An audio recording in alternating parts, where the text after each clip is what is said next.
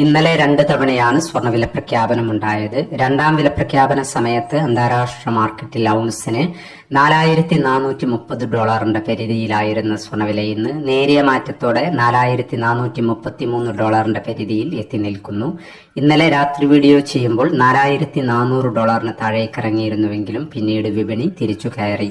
ഇറാനുമായുള്ള യുദ്ധം അവസാനിപ്പിക്കുന്നതിനുള്ള കരാർ സമയപരിധി US പ്രസിഡന്റ് ഡൊണാൾഡ് ട്രംപ് നീട്ടി എന്ന റിപ്പോർട്ടിന് പുറമെ സംഘർഷം ആഴ്ചക്കുള്ളിൽ അവസാനിക്കുമെന്ന് പുടിൻ പ്രതീക്ഷ പ്രകടിപ്പിക്കുകയും ചെയ്തു.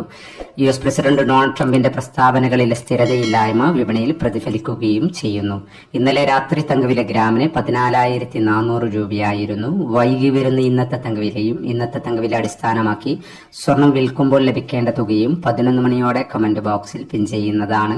എല്ലാ വ്യൂവേഴ്സിൽ നിന്നും ഒരു ലൈക്ക് പ്രതീക്ഷിച്ചുകൊണ്ട് ഇന്നത്തെ സ്വർണ്ണവില നോക്കാം. ഇന്ന് പവന് 120 രൂപ കൂടി.